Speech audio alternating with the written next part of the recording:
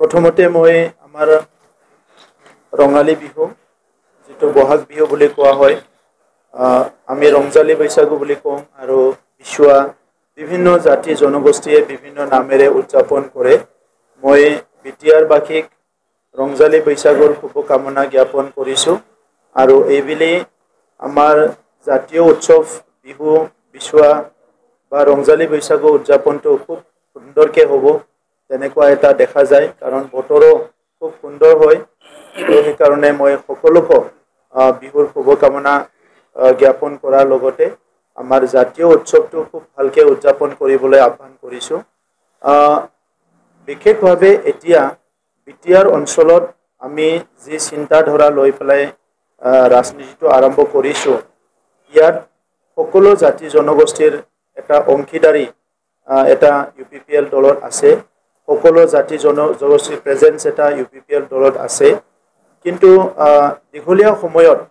আমাৰ মাজত যেটো সমন্বয় এটো কবাত নহয় কবাত কমি গৈছিল আৰু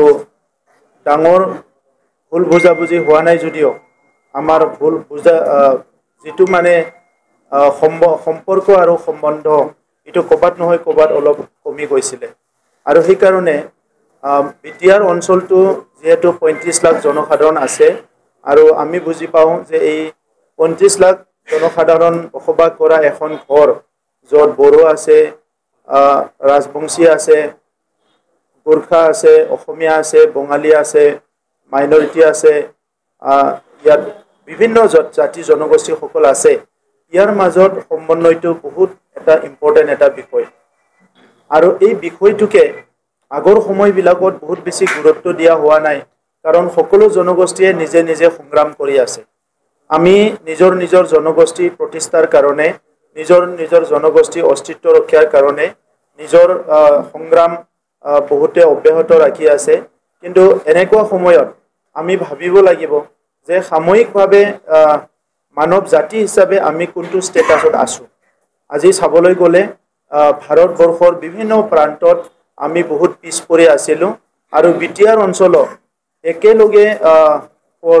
more than 4 decades 4টা দশক সংগ্ৰাম হৈ থকাৰ কাৰণে এই সময়ত মানুহবিলাকে সুস্থিৰ মন লৈ সমাজ সেৱা কৰিব পৰা নাছিলে এই সময়ছোৱাত আমাৰ জনসাধাৰণে ভাল এটা সুস্থ মন লৈ শিক্ষা দীক্ষাৰ কথা ভাবিব পৰা নাছিলে অৰ্থনৈতিক উন্নয়নৰ কথা ভাবিব পৰা নাছিলে ইনফ্ৰাষ্ট্ৰাকচাৰ যেটো আন্তৰ্গাঁথনি নিৰ্মাণৰ কথা ভাবিব পৰা নাছিলে এই কাৰণে আমি বহুত পিছ পৰি আছিলো গতিকে আজিৰ সময়ত আমাৰ নিজৰ জনগোষ্ঠীয় এজেন্ডাবিলাক থাকিব কিন্তু সামূহিকভাৱে বিটিয়াৰ অঞ্চলত 35 লাখ জনসাধাৰণ আৰু একেট সকলৰ বা আমাৰ সকলৰ গাঁৱে ভূঞে উন্নয়ন এইবিলাক কথা আজি সবে চিন্তা কৰিছে যোৱা 2020 চনত শান্তি চুক্তি হোৱাৰ পিছত সকলো মানুহে আজি উদাৰ মন লৈ ওলাই আহিব পাৰিছে ভালকে চিন্তা কৰিব পাৰিছে এটা সময় আছিল যে ৰাতিপুৱাৰ পৰা গধূলি ইয়াত বন্দুকৰ আৱাজ শুনিছিলে হিংসা হৈছিল এই পৰিবেশত মানুহবিলাকে ওপেন কৈ চিন্তা কৰিব পৰা নাছিলে আৰু বহুত দূৰলৈকে চিন্তা কৰিব পৰা নাছিলে কিন্তু যোৱা 3টা বছৰত ইয়াত UPPL BJPৰ যেটা সৰকাৰ আহিল আজি এই কথাখিনি এই সমস্যাখিনি আমি সকলো দায়িত্ব লৈ সমাধান কৰাৰ পিছত শান্তি প্ৰতিষ্ঠা কৰাৰ পিছত এটা ভাল পৰিবেশ আহাৰ পিছত পুনৰ জাতি জনগোষ্ঠীয়ে সমন্বয়ৰ কথা ভাবিবলৈ সময় পাইছে উন্নয়নৰ কথা ভাবিবলৈ সময় পাইছে আৰু আমাৰ ক'ত ভুল হৈ গ'ল ক'ত ভাল হৈ গ'ল এইবিলাক বিশ্লেষণ কৰিবলৈ সময় পাইছে গতিকে আজিৰ সময়ত কোচ ৰাজবংশী জনগোষ্ঠীৰ এজন শক্তিশালী নেতা অৰুণ ৰয় ডাঙৰীয়া আমাৰ দলত যোগদান কৰিছে তেখেতৰ সতীৰ্থ সকলৰ লগত আৰু এইটোৱে আমাৰ দলক আৰু শক্তিশালী কৰি তুলিব চাওক এটো আপুনি সহায় কৰা মই সহায় কৰা বিষয় নহয় বা আপুনি অপোজ কৰা মই অপোজ কৰা বিষয় নহয় এই এনটিআৰ বিষয়টো হল কেন্দ্ৰীয় চৰকাৰৰ যেটো সাংবিধানিক ব্যৱস্থাৰ ওপৰত গতিকে কোচ ৰাজবংশী জনগোষ্ঠীৰ পৰা বহুত দল সংগঠন নেতৃবৃন্দই বহুত বছৰ সংগ্ৰাম কৰি আছে এই সংগ্ৰামটো আমিও দেখি পাই আছো গতিকে সাংবিধানিক ব্যৱস্থাৰ মাজতহে এই সমস্যাটো সমাধান হ'ব আৰু এনেকা সমস্যা কথাবিলাক লৈ পেলাই আমি পথাৰত আলোচনা কৰি ইয়াত দুজনৰ ভিতৰত এটা ডিবেট কৰিব পাৰে কিন্তু ইয়াৰ সমাধানটো অকল আইন যেটো সংবিধান আছে ইয়াৰ ব্যৱস্থাৰ মাজতহে হ'ব 18 তাৰিখত আমাৰ জেপি নাড্ডা ডাঙৰীয়া কোকৰাঝাৰলৈ অহা প্ৰগ্ৰাম এটা শেডিউল কৰা হৈছে আমিও ফাইনাল এটা ডিসিশনৰ কাৰণে ৰখি আছো আৰু আমি খুব ভাল পাম ৰঙালী বিহুৰ সময়ত আমাৰ কেন্দ্ৰীয় নেতা ভাৰতীয় জনতা পাৰ্টিৰ নেশনাল প্ৰেসিডেন্ট আমাৰ এনডিএৰ তেখেতে নেতা হিচাপে দায়িত্ব লৈ এনডিএখন চলাই আছে তেখেতে কোকৰাঝাৰলৈ আহিব আমাৰ প্ৰাৰ্থীৰ হৈ প্ৰচাৰ কৰিবলৈ এটো আমাৰ কাৰণে খুব ভাল খবৰ আৰু তেখেতক আমি আদৰণি জনাইছো কোকৰাঝাৰতো জুছ নাই দৰং ওদালগুৰিতো জুছ নাই তলত এক নম্বৰত থাকিবৰ কাৰণে কোনে জুছ কৰে এটো নাজানো ওপৰত আমাৰ ক্যান্ডিডেট থাকিব আৰু বহুত ওপৰত থাকিব তলৰ কাৰণে হে ইবাৰ জুছ হ'ব ওপৰৰ কাৰণে জুছ নহয় ওপৰত আমি বহুত ওপৰত আছো এতিয়া 3 লাখতকৈ বেছি হ'ব 4 লাখ হলেও আচৰিত নহয় কাৰণ এতিয়া মানুহ আৰু নাঙলক ভোট দিবলৈ ইচ্ছা নাই নাঙলে নিজৰ ছবিখন ৰাখি থবৰ কাৰণে সংগ্ৰাম কৰি আছে গতিকে যি সকলে নিজৰ ছবিটো ৰাখিবৰ কাৰণে সংগ্ৰাম কৰিছে তেখেত সকলে আৰু কিমান ভোট পাব তেখেত সকলৰ দলৰ নেতাবিলাক বাগা বাগা নেতাবিলাক এতিয়া দল সলনি কৰি আছে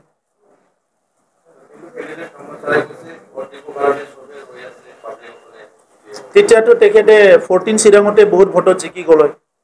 হাম্পা বৰগয়াৰী ডাঙৰীয়াই 14 চিৰাঙতে তেখেতে তিনিবাৰকৈ ডিপুটি চিফ হৈ 14 চিৰাঙতে হাৰি গ'ল ইটোৱে প্ৰমাণ কৰিছে যে তেখেতে যে একো কাম কৰা নাই আৰু কাম কৰা ব্যক্তি নহয় জাস্ট এ জেন্টলম্যান এজন ভদ্ৰলোক হৈ হাম্পা বৰগয়াৰী ইয়াৰ বাহিৰে আৰু একো নাই ইয়াৰ লেফট আৰু ৰাইট কমেন্ট কৰিবলৈ হাম্পা বৰগয়াৰী একো নাই জাস্ট এ ভদ্ৰলোক ভাল ড্ৰেছ পিন্ধে ভাল কথা কয় ভাল চলন ফুৰন কৰে মানে ইটোৱে যথেষ্ট আৰু তেখেতৰ কাৰণে কমেন্ট কৰিবলৈ ইয়াতকে আৰু বেছি সমাজৰ কাৰণে হি বেছি তলতো নামিব নোৱাৰে বেকা বেকিও হ'ব নোৱাৰে ক'ত কি হৈছে কি ক'ত কি হোৱা নাই কথাও নোৱাৰে ইলেকশন আহা কাৰণে এবাৰ দুবাৰ মিডিয়াত ওলাইছে বাকি 5 বছৰ আপুনি কিবা মিডিয়াত কিবা ইস্যু কৈছে নেকি যোৱা 5টা বছৰত ইমান সমস্যা হল আগৰ বছৰ বিলাকত কোনো দিনটো ওলাই নাহে সমাজৰ এটা দায়িত্ব লয় মানুহ এজনে আগত যাই যদি সমাজখনক নেতৃত্ব নেদিয়ে কাম নকৰে তেনেকৈ হলি কেনেকৈ হ'ব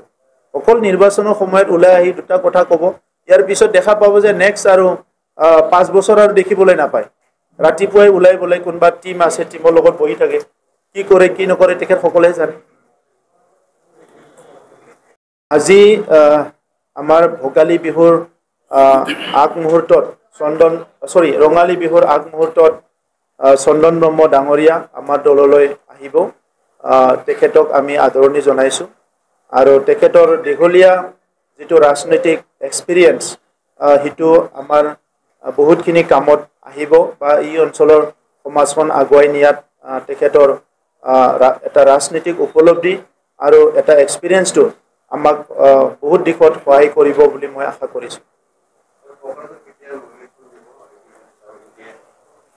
আজি গধূলি